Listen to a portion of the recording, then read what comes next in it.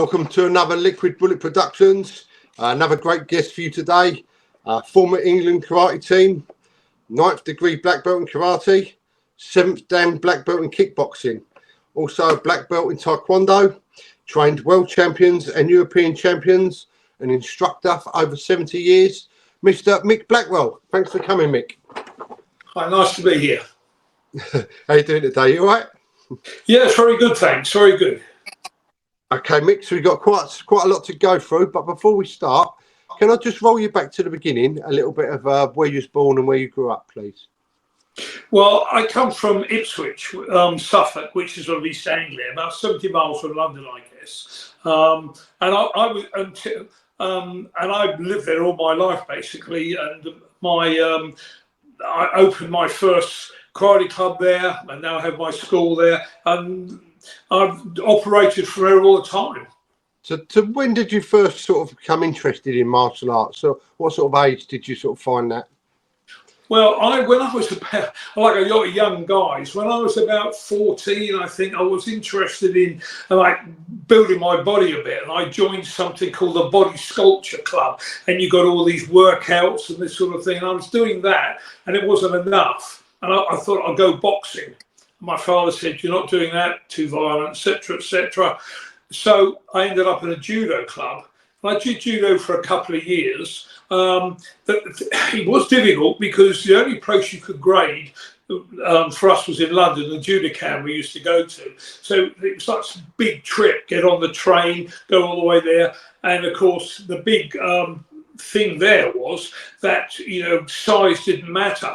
And when you're about sort of, I don't know, 15, 16 years old, and they pull you out as a white belt and some massive guy comes out, it wasn't easy. And I was lucky to get a good few fights, be able to throw people because I was quick. But that's how I got into martial arts, just doing judo. And then there was a magazine called Judo Magazine, first martial arts magazine, and they had I saw some things on karate, and so that really got me interested. Also, as you probably know, one of the first James Bond books or films afterwards had karate in it. Odd job, and in the book he was like a Korean karate guy, and that got me more interested. Then there was a demonstration on television on one of these programs, which I can't remember the name of, and it was talking about breaking wood, and they had on there Kanazawa and Inoida, and they did some wood breaking. I think it was like 2-inch piranha pine or something like this. And I was amazed at this. They did some like semi-free sparring, and that really got me hooked. I spent my time then trying to learn where I could actually do karate. And I bought a couple of books. I mean, I think my first book was Karate by Pictures by Henry Plea. I think I've still got it in my office, and I learned the first kata from it, and I mean, now I look back at that book and the technique isn't brilliant, but we're talking such a long while ago. I mean, technique has moved on so much over the years, and this is how I got into it. And then I tried, there was a couple of different guys teaching around, but they weren't very good. Then I found my first instructor, because he did a course in Colchester. That was about 20 odd miles from me. I used to have to hitch there and hitch back because nobody else I knew wanted to do it. And I used to hitch there after work, and his name is Jim Self, and he was one of the guys who brought a karate. Well, he brought Tatsu Suzuki along with another guy. With a guy named I'm trying to think. The guy who was the first secretary of the sort of English karate, the ABKA, All Britain Karate Do Association, and Len Palmer, his name was. They brought Tatsu Suzuki over. Tatsu Suzuki then started teaching. I started training with Jim Self, and he brought Tatsu to Colchester, where he graded us. And I was in awe. I kept looking at his hands because he had these calluses on his knuckles. We were really in awe of the Japanese at that time. But that was the start. like you say, back in then it weren't sort of you didn't have the social media and stuff, did you? So it was sort of magazines and books. Well, there was nothing like that, and it was, do you know, it was almost like a club. You almost knew everybody in the UK who did karate. I mean, not necessarily if you, I mean, you hadn't met them, you would you knew the names. And I went to the second ever British Karate Championships, and of course, the demonstrations done by Kanazawa, Takamazawa, Tatsu Suzuki, I think Hayakawa, Shimizu, all these people, all the Japanese from the different associations, they were there. And so, and everybody who fought was from all the associations, not all split like it is now. We only fight our style. It wasn't like that then. And I mean, later on, the team, the England team, was made up of people from Waterloo and Shotokan. This will be, of course, then politics spread and that all ended. But that was a great time, and it was a good chance to. I mean, I can remember. Tiki Donovan, when he was the coach, he had a training session we could all go to, and he had Shotokan people there. You'd never get that now. And I can remember sparring with Billy Higgins and Terry O'Neill and a few other people. I was looking for people I'd never really sparred with before. Terry O'Neill's a bit of an eye-opener because I hadn't seen heel kicks coming to that angle before. But I mean, that was all great. And then, of course, Tiki then started bringing over Dominic Valera. So, you know, just widened our idea of karate altogether. But I mean, right at the beginning, it was completely different. And our local, well, for our part of the country, Forest Gate was where we used to go for all our downgrades and our training sessions, and that was Pete Spanton's dojo. And I can remember so many people being in there. Well, we'd do the course, and at the end we'd all spar, and it was like sparring in a bus because so many were banging into people trying to kick and punch. The floor was so wet, and of course, kind of like a concrete floor. You were slipping and sliding. But of course, we all loved it. You know, we were traveling all the way to London to do this. You know, people coming from down north to do to train as well. There were great times. It was just they were just different. What was the first style that you actually trained in, Mick? The first actual club was Jim Self when he opened up in Colchester, but it wasn't a club. It was a course at some technical college. Then that finished, and he had he lived in Surrey, a small village, and he had a private dojo because he wasn't an out-and-out karate. He was a black belt in kendo, which is how he got into karate. He'd done judo. And he was good at weapons. He was doing bojutsu, he was doing sai, tonfa, and we were doing all this in our training. And it was the sort of club, it was just Sudbury Karate Club. And what we used, like in the winter, we'd all go running out in the snow and spar in the snow. And sometimes the snow was up to your waist. Other times he'd run us down to the river, all trained in the river. It was that sort of club we were where it wasn't about competition. And although he held the first competitions in East Anglia were in Cambridge.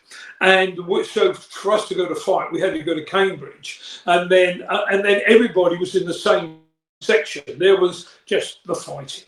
You know, Kumite, and that was it. And there might be 30 or 40 people. Everybody fought, and then there'd be a winner at the end. I mean, I think I got in the final the first, won second, and then it moved to Colchester. So I won, and then it started to get split a little bit. Although I won those a couple of times, and it was.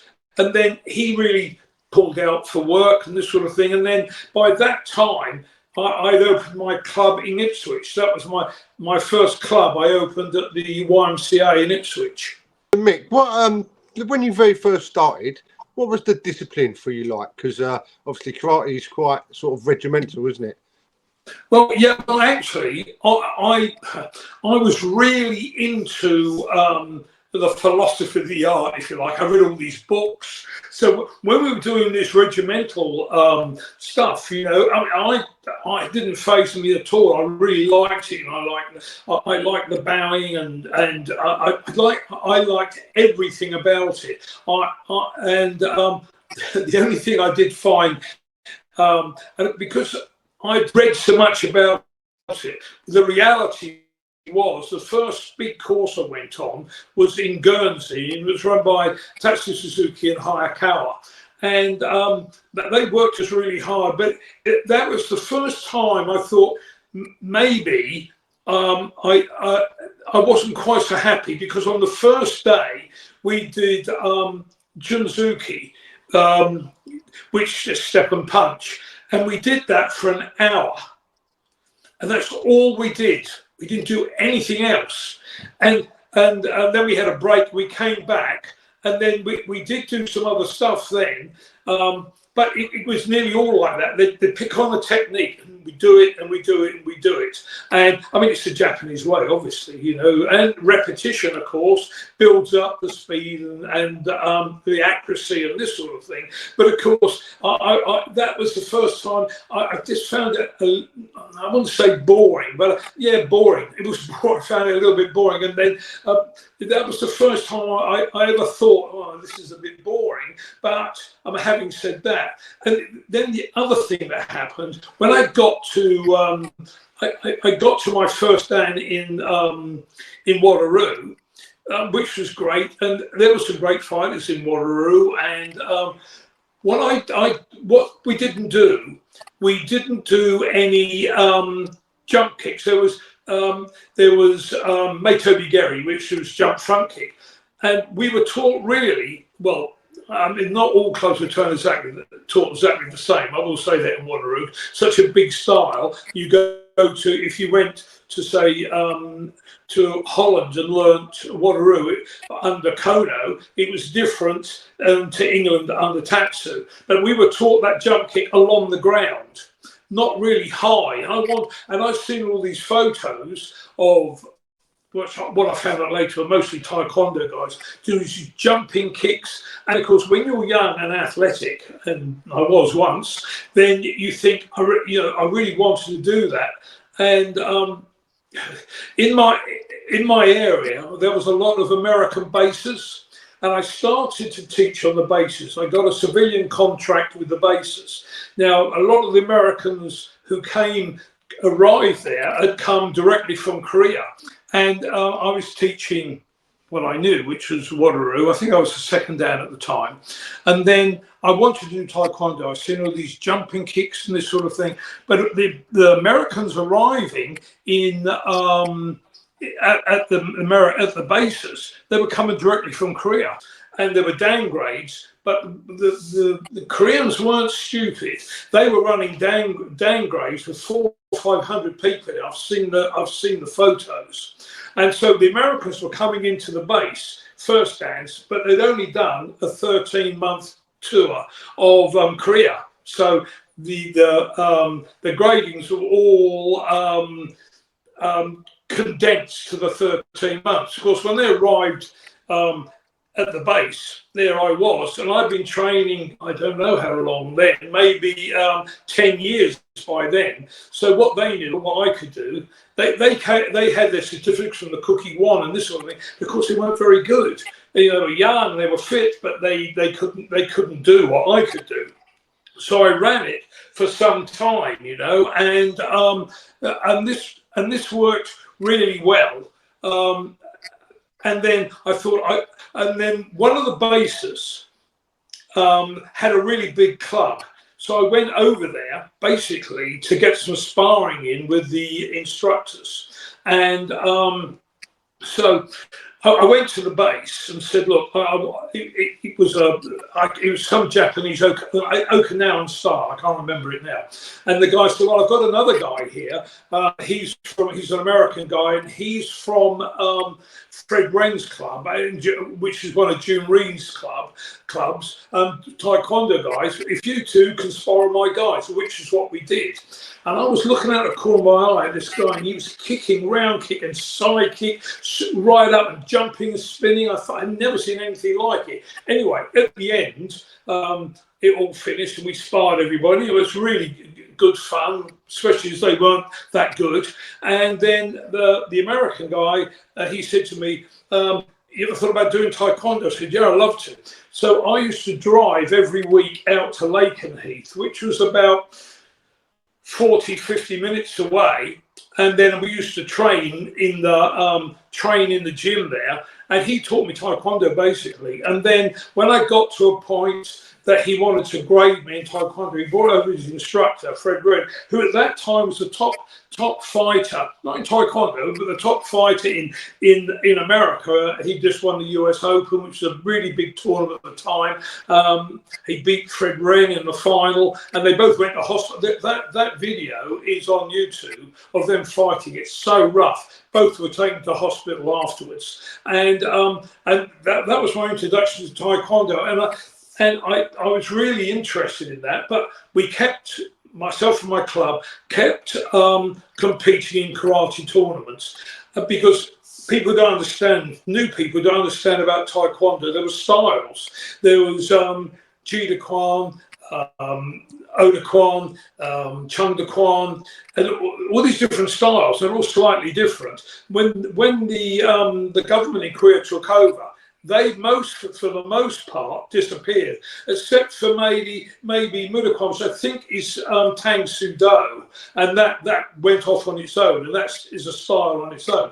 I mean, Chuck Norris was one, and I think I saw a podcast with some guy who could really kick, and he was Tang Soo Do as well, from one of the Liquid Bullet productions. And but so what then happened was my instructor, I was then being taught by a Korean because the American guy had gone back, and he went over to the new rules, and we fought in the first one, and I think we won something like 25 out of 28 categories.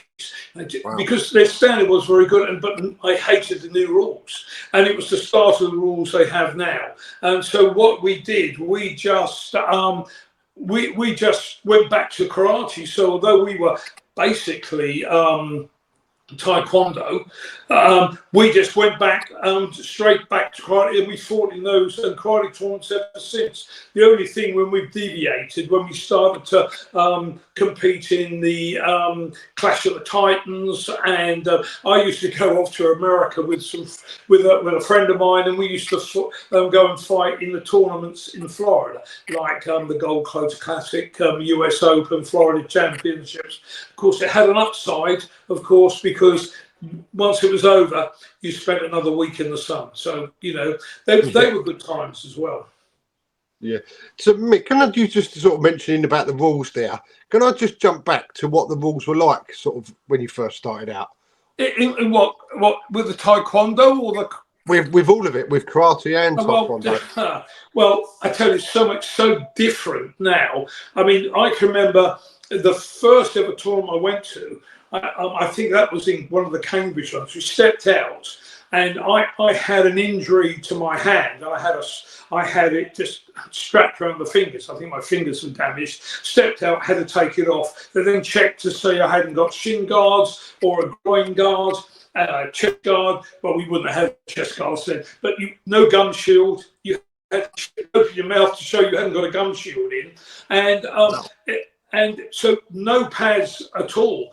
And the no groin guard thing was nasty because King Gary, kick to the groin, used to score then. And so quite a few people, including me, got dropped at different times. So, and of course it was Ippon. So, and one of the good things I always thought came from that, I do a lot of abdominal work even now. I try and do 1,000 motions 2 or 3 times a week in my weight training. And the reason it all started was because if you were competing and you hit the person in the body, punch or kick, and they dropped, then it was Ippon and you won the fight. So the guys used to work on their stomach, but not only that, if you got hit really, really hard, and you could see people getting really caught in the solar plexus, and they would stand on the line, and the referee would look at them and go, Wazari, and the guy would bend over and then collapse for a few minutes, and he wouldn't go down until that point was given, because you knew we were going to lose the fight. And in team events, people were saying, hold it, be screaming out at the guy, knowing he'd been hit really hard, and he wouldn't go down. So that did make you do that. I mean, and at the beginning of the it's really strange. I was talking to some of my students when I was last back in England, and I was about a green belt before I'd ever seen a spinning heel kick, and I think when the French came over the first time, they were using foot sweep. We hadn't seen that either. So and then many years later, when Elvis Presley paid for a team to come over to the UK and fight our top guys over here. I can remember John Natividad and Benny Urquidez. They were doing jump turn, crescent kick, hopping side kicks, all sorts of techniques that we'd never ever seen. And now, of course, I mean, people. We in our syllabus, turn heel kick or spinning heel kick. I mean, it comes in at green belt. I'm sure other styles have done it even earlier. It just shows, how things are moved on. Can I just jump in there? You said about Elvis sent a team over from America. Did he come himself as well? Somewhere as well, or some English or British championships. And I remember and there'd been area. And I can't remember all the fights. There's some good people here. A guy named Marcini, I watched him for a long time, and I knew more about American karate than virtually anybody else, I guess, because I used to get Black Belt magazine and Karate Illustrated and all these things from America, because I was on the basis. And I knew all about Bruce Lee long before anybody over here did. Anyway, I was watching the fight, and I can remember the big name was Benny Urquidez, the Jet. And he came bound out, he fought Tiki Donovan. And they kept charging out, and he came in, Tiki just got him and threw him with a judo throw, slammed him to the floor. Which I was just so mega impressed. And they carried on. I don't know, I can't remember who won. I like to think it was Tiki, but I can't remember who won, but it's a brilliant fight. Two really good fighters. He could kick and punch, but Tiki was exactly the same. These were two really tough guys fighting out. There was Ed Parker brought everybody over. If you heard of Ed Parker, he was like the father of American karate, really. He taught a style called Kempo, and it was like, I don't know, a bit flowery. It wasn't my sort of thing, a bit flowery for me. And he did this big demonstration, the dance of death, really sort of famous thing. And it's so flowery. The guy hits the foot, goes down, and he hits him with all these different techniques. I mean, now I may be wrong, and if somebody could look at this and go, no, this is still done. And to me, it seemed just too flowery, but and one of the good things was all the American team had their gis were designed by Elvis, and they had big flared bottoms and sort of, I don't think you could call them sequins, but things on them, it was brilliant because we'd never seen the Americans before, and of course, I think America's a big country. There's some brilliant fighters out there. When we used to go out to the US Open, there used to be professional teams fighting, and these guys are so fun. They get paid to fight every weekend. They're somewhere, and these guys, it's normally in NASCAR, North American Sport Karate Association. That's where all the big teams are. I mean, again, things may have changed slightly since I did this. It was like early, it was like 1980 when I was fighting out there, so a long while ago. So things could have changed again. But that was a great thing having Americans over, And I think the guys then went to Tiki Donovan's dojo, and they all sparred and this sort of thing. And I was invited, but we were opening a new club and I couldn't go. But in retrospect, I wish I could have cancelled that and gone along. But that wasn't to happen. Yeah, just step back in there a minute, Mick. So Benny the Jet, he was obviously it must have been before he went on to be like world kickboxing champion. Oh yeah, he was the top points fighter. And a lot of these guys that became kickboxers start off with points, and then they went to a lot of them then did like the semi-contact. So a lot of them, if you look back far enough, they're all fighting bare fists. I mean, there's videos out there of Chuck Norris and Byung Yu and all these guys, David Moon. There's some I'm trying to think of something. And my instructor. If I wanted, I could look right back. And Alan Steen was the start of Texas Karate Institute, which was Taekwondo, because they called it all karate out there. And him fighting people like Joe Lewis and this sort of thing. And they all started off as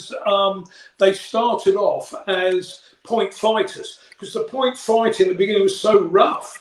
I mean, there was this thing going around at the time. This may be completely wrong, but I was told when I was in those days that the Shotokan team, they all had their front teeth missing. I don't know if that's true. Maybe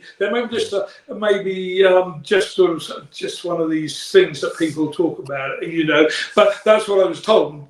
Certainly, some of them did. And my first big tournament in Forest Gate, my first fight, I knocked somebody's front tooth right out of the head. Got Mazzari. So things were really rough. Now, people like Benny Urquidez, he was points, and then of course they started wearing the safety gear, which June Rhee had invented, and then those guys, a lot of them wanted to then fight in. They wanted to fight in full contact. So it wasn't called kickboxing then, it was called full contact karate. And that's when people like Joe Lewis came along, and there was this famous American sort of team. I mean, Joe Lewis was one, Bill Wallace, obviously. Bill Wallace, yeah. I can't remember some of the others, but I mean, these were all great guys. They always came along later, but most of them, like Bill Wallace, was a top points fighter, you know, and well, just like Dominic Valera. I mean, he started with points. A lot of them then went over to the kickboxing. And that's what it also. I mean, even people like Klitschko. He was. I think he did like semi-contact points as well. So where did sort of kickboxing come in for you, for your own self, Mick? Well, I used to get. My father didn't want me to go into boxing. When I got to like second dan or something like this, or third dan, I decided to go to the local boxing club and just box. You know, not to get in the ring, but just to fight with the boxers. And it was really good for me because it's a bit rough. They tried to push me around a bit, but that didn't work. And I got friendly with all the boxers, and they used to come down to my first school, which is Martial Arts and Fitness Centre, when we used to do kickboxing, and we used to do these big lineups. And if you came up against a boxer, you boxed. Then we said change, and then it was a kickboxer, you kicked as well. So that's how we used to do it, and it was all done for fun. But of course, I had a lot of young guys with me then. I must have been, I don't know how old I was then. I was like early 30s. But a lot of the guys who were like 18, 19, they want to fight. So what I did, and the PKA had just come into the country with a guy named Svetus, and he started holding events in Brighton,